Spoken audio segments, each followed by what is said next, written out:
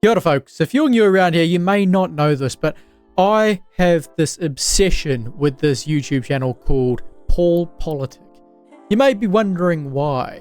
Well, it's because I can't help but listen to his voice and want to cry myself to sleep, and I'm just a sucker for punishment, I must say. But that aside, he makes these short little clips, often about politics, or typically only about politics, but mainly in New Zealand.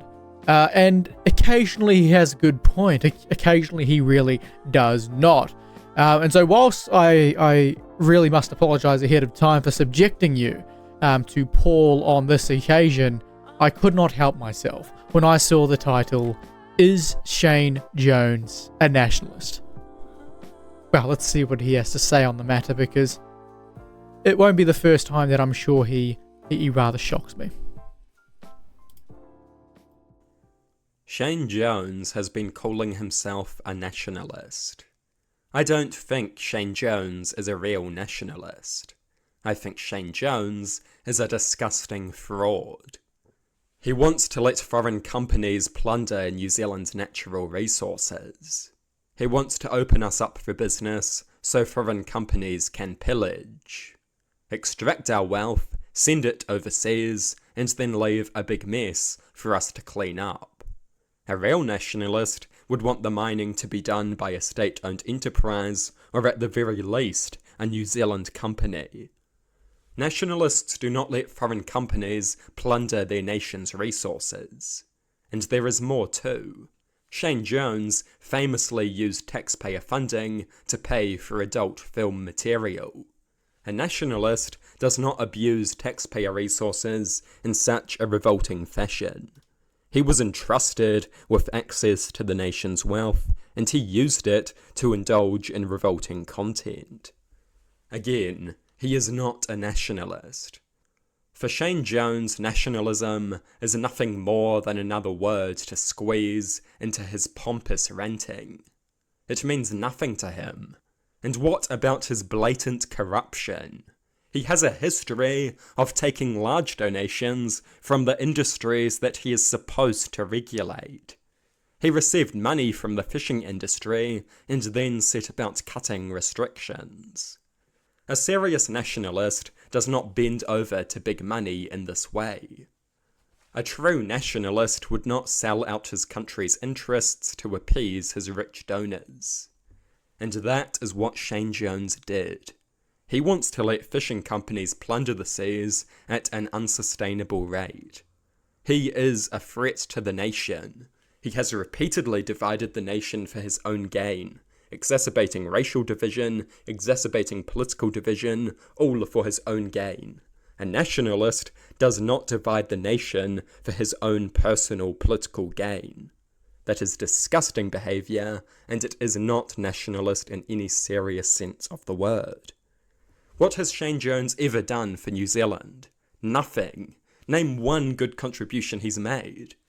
Many years in Parliament and nothing to show for it. He makes Winston look like a saint.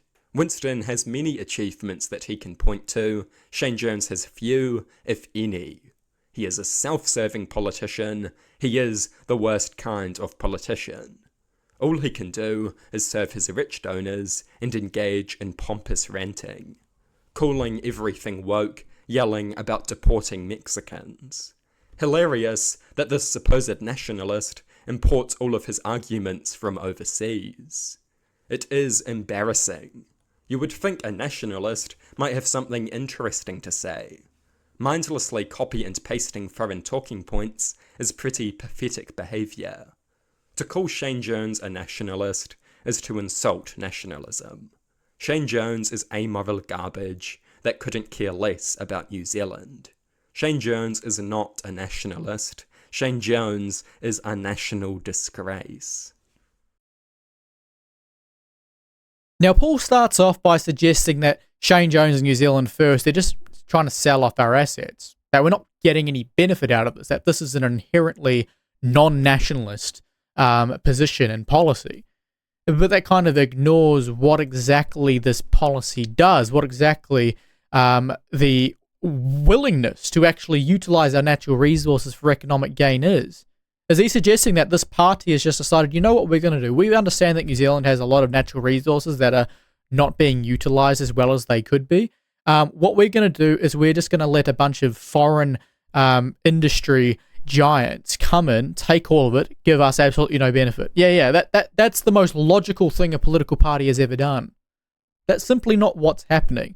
What's happening is we have a bunch of resources. We're utilizing investment, be that from domestic industry or overseas industry, to come in. They are employing people, they are investing in our local economies, and they are finding our resources, mining them, utilizing them, selling them, exporting them, contributing to our GDP. That is what's happening. I mean, we have a press release from Shane Jones from the 31st of January this year, and he's talking exactly about our minerals list being updated to include gold and metallurgical coal, because they're important. It's important that we understand what value our natural resources have and that we actually utilize those for economic growth. In the year to June 2023 alone, gold and metallurgical coal, which makes up about 80% of our mineral exports, generated export revenues of about $1.2 billion. This is what Mr. Jones had to say about it. He said, simply put, New Zealand wouldn't have the skills, machinery, resources, and capability to support a modern and responsible mining sector without them. With the increasing demand and volatility in international markets, I want New Zealand to contribute to the growing critical minerals market as a trusted and reliable partner, particularly where we can support global mineral supply chains of minerals necessary for clean energy technologies. Of the 37 minerals included on the list, we produce or have the potential to produce 21 here in New Zealand. We are a prospective destination for sought-after minerals like antimony and have operators working rare earth, vanadium and titanium projects, which I note are all ways for New Zealand to support a transition to a clean energy future. The mineral strategy and critical minerals list are the government's initiatives led by Mr. Jones to unleash the potential of New Zealand's national resources, to boost regional opportunities and jobs, increase self-sufficiency, and support an export-led recovery for the economy. Now tell me, Paul, what about opportunities and jobs, increasing of self-sufficiency, and support of an export-led recovery of the economy isn't nationalist to you? Need I say more? Now, he also wants to criticize Shane Jones for misusing taxpayer funding. Now, of course, 100%, you should criticize Shane Jones for utilizing taxpayer funding for pornography. Now, what's interesting is many people don't actually realize that Shane Jones hasn't been in New Zealand First all that long. New Zealand First being New Zealand's only real nationalist party. You got the National Party, who are the opposite of nationalists. They could not care less about the actual country. They just, if anything, they care about being elected more than anything else, not actually upholding any of the beliefs and values that they were founded on. But I digress. The point being, Shane Jones was a Labour Party MP for quite a long time, up until 2014, in fact, before joining NZ First as a candidate in 2017. Now, this whole using taxpayer funding inappropriately happened before his Nationalist Party days. Now, if you don't know about Shane Jones, he's changed quite a bit. He's shifted quite a bit over the years. He's gone from what one could argue is a relatively self-serving individual affiliated with the Labour Party to a nationalist who is, let's say, less of that. You know, we all have our flaws. Shane Jones is no exception. But he very much admitted to the mistake that he made when he was a Labour MP, a Labour minister at the time, in fact. He admitted to paying the money back for those films. And since then, he has dramatically changed how he engages with politics, at least certainly on an ideological level. So as far as I can see, Shane Jones is someone who has had a lot of self-growth over the last 30, 40 years. And he's now showing himself to be a leader. In fact, the differences between Shane Jones now and Shane Jones 6 years ago is quite apparent. So I think we need to move away from this whole your past defines you type nonsense that Paul is trying to make up. Yeah, sure, he did something that wasn't particularly nationalist. What is it, like 18 years ago nearly? Horrible. We should throw the book at him. Except since then, he's made up for that by shifting away from the inherently anti-New Zealand Labour Party to New Zealand First, and has actually invested time and effort into advancing the nation and its interests. Notably, despite the slander it gets, the Provincial Growth Fund. People like to slander the Provincial Growth Fund and say that it didn't do any good. I'm sorry, but it did. If you go to the provinces and you look at the people who have now got a job as a direct result of the Provincial Growth Fund, I'm pretty sure they will disagree with you that it wasn't worth it. Frankly, the Provincial Growth Fund did more for the provinces than any other government in my lifetime. As far as I'm concerned, that's Shane Jones' legacy right now. And he's got a long way to go. We're talking about Shane Jones right now. He is going to be the next leader of the New Zealand First Party. Unless they decide collectively that, hey, there is someone even better, right now Shane Jones is that guy, and he is showing exactly why he can fulfill that role.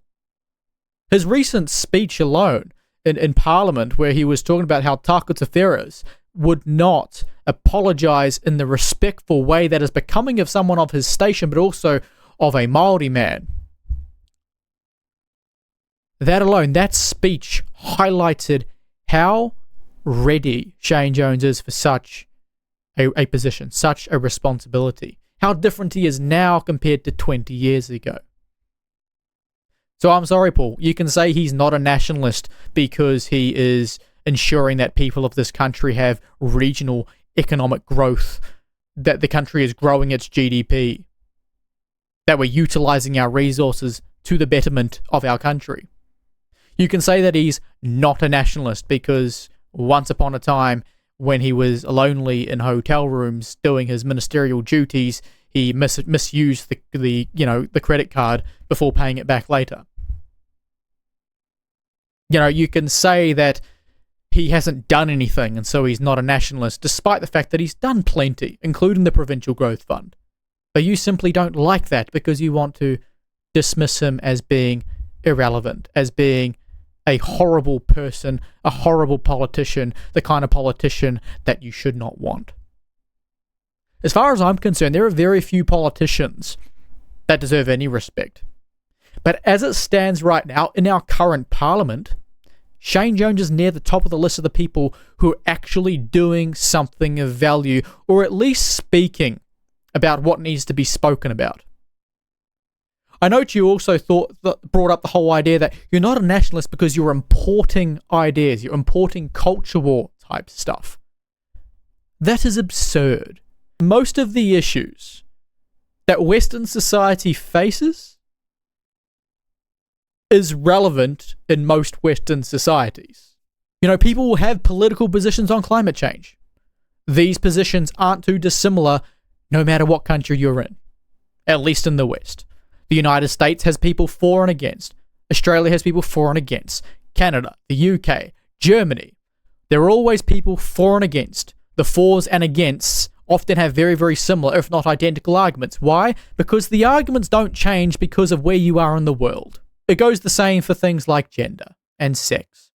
I'm sorry, you don't just come to New Zealand and decide suddenly the whole gender ideology issue isn't an issue. I mean, let's not pretend like the culture war thing isn't just a response to radical leftist ideology. That's how the radical leftists are trying to downplay. That's how they're trying to dismiss. That's how they're trying to deflect from the issue at hand.